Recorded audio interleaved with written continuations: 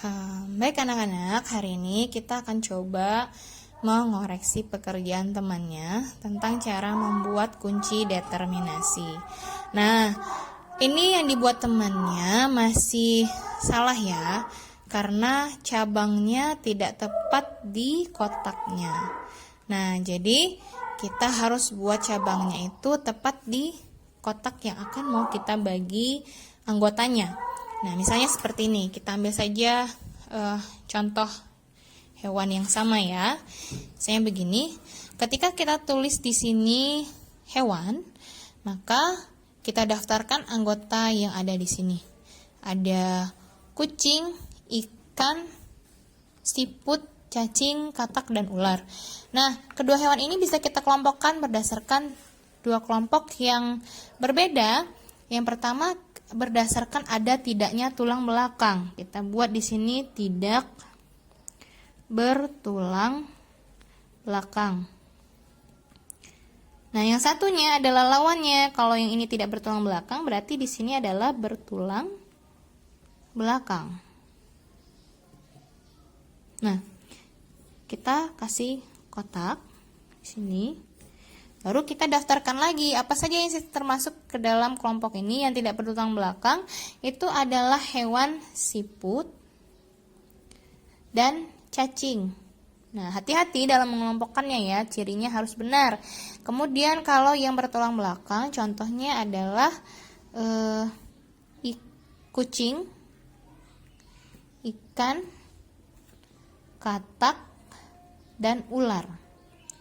Nah, kemudian anak-anak, kalau kita mau buat percabangan, maka kita harus buat percabangannya dari kotak ini juga. Jangan di luar sini baru dibuat percabangannya. Ini salah ya kalau ada cabang di sini ya. Nah, seperti misalnya ini kan nggak tahu nih di mana cabangnya. Nah, ini jangan ditiru. Nah, jadi kalau mau buat cabang, kita buat di kotaknya. Nah, berdasarkan kotak ini ada dua hewan nih. Berarti kita harus menyabangkannya berdasarkan ciri apa sih yang membedakan kedua hewannya. Misalnya, yang satu bercangkang, yang satu tidak bercangkang. Nah, kita buat di sini ada tidak bercangkang. Yang ini bercangkang. Nah, yang tidak bercangkang ini nanti kita masukkan hewannya, misalnya cacing. Dari siput dan cacing, yang tidak bercangkang adalah cacing, sedangkan yang bercangkang adalah siput. Nah, kalau anggotanya sudah satu-satu seperti ini, artinya dikotominya selesai. Kita tidak usah menyabangkan lagi. Kita pindah ke cabang yang lainnya. Nah, di sini masih ada 4 hewan, berarti masih harus kita cabangkan lagi. Berdasarkan apa kita bisa menyabangkan hewan kucing, katak, dan ular ini? Mungkin bisa jadi dengan cara reproduksinya, ada yang beranak atau bertelur, atau dengan penutup tubuhnya. Atau bisa juga dengan habitatnya. Nah, tapi kita yang penting di sini ketika kita mengelompokkannya, kelompok yang kita masukkan itu anggotanya benar-benar ada di dalam kelompok itu.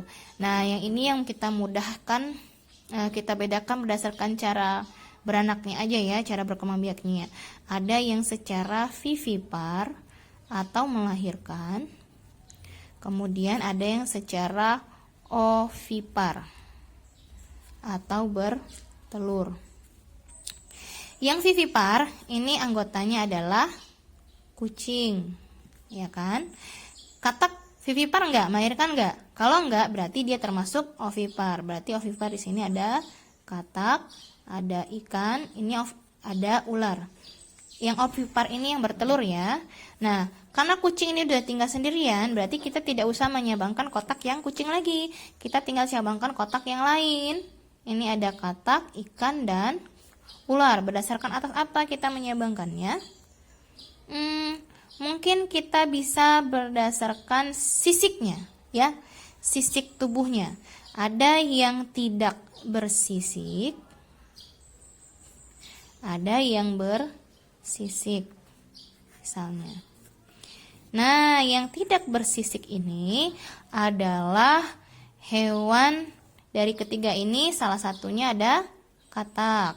ikan bersisik ya, ular juga ada sisiknya, maka ikan dan ular masuk di dalam hewan yang bersisik. Nah, yang katak karena tinggal sendirian, yang tidak bersisik di sini selesai, anak-anak. Kita cabangkan lagi mana yang masih ada anggotanya. Ini ikan dan ular. Nah, kita cabangkan berdasarkan atas apa kita bisa menyabangkannya.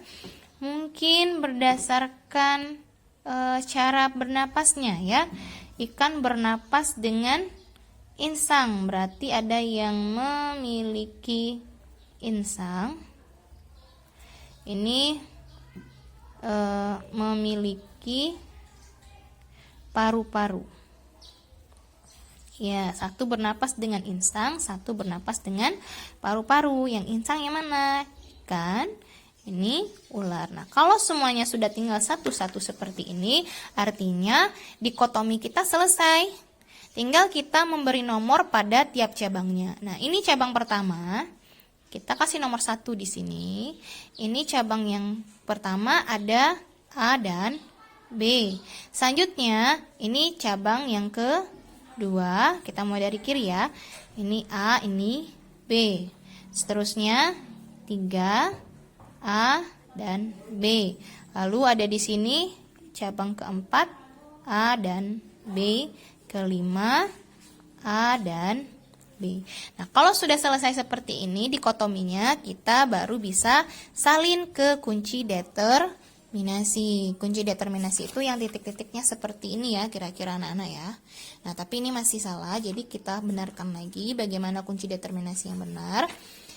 Nah, misalnya seperti ini. Ini kita ambil aja di sini biar mudah. Kunci determinasi.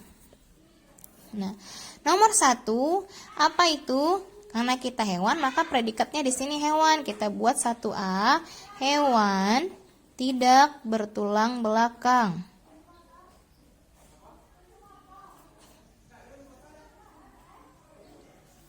Nah, hewan tidak bertulang belakang ini kita larinya ke spesies atau percabangan. Oh, ternyata percabangan. Berarti titik-titik ini belakangnya adalah nomor 2. Nah, kemudian kita selesaikan dulu yang 1B. 1B di sini adalah keterangannya hewan bertulang belakang.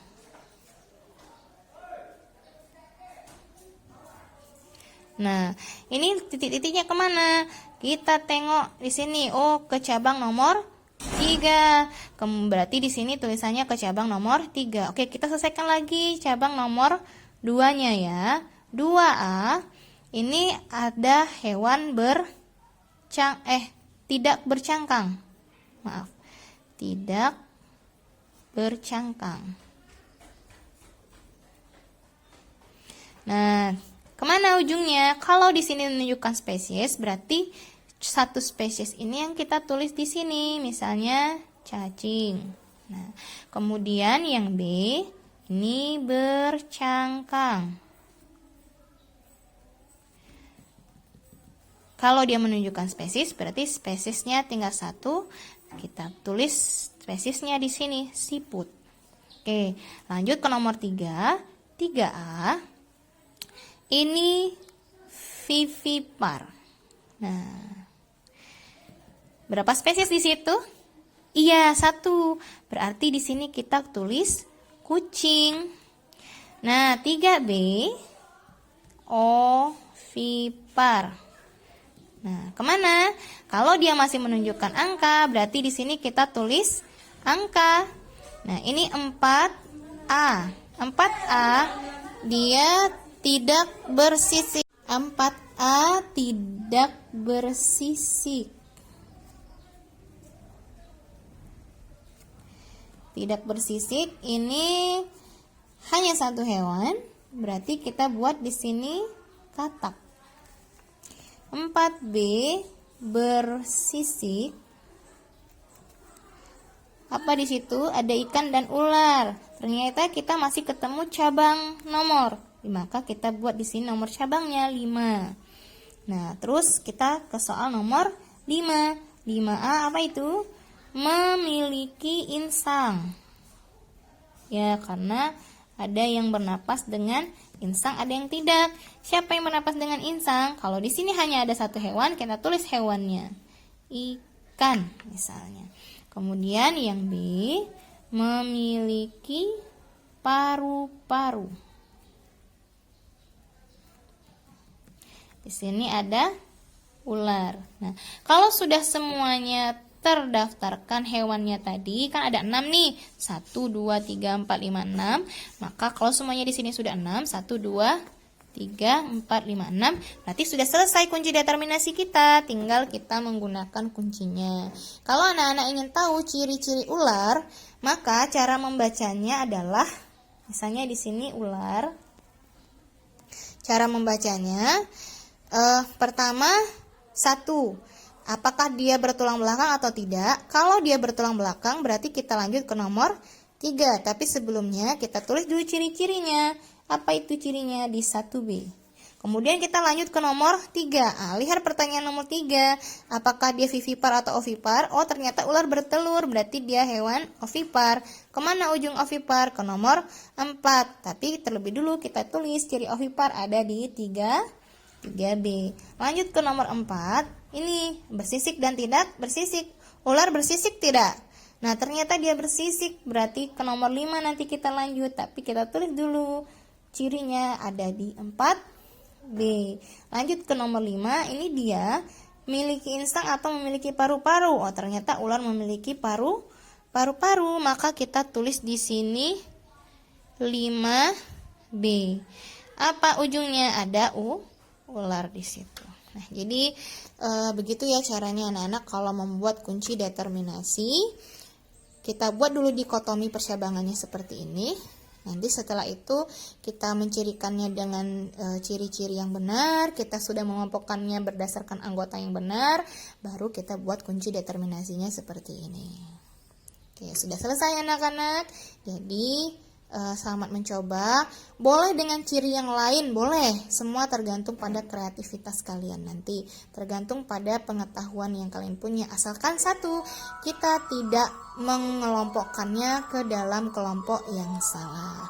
Nah, selamat mencoba anak-anak.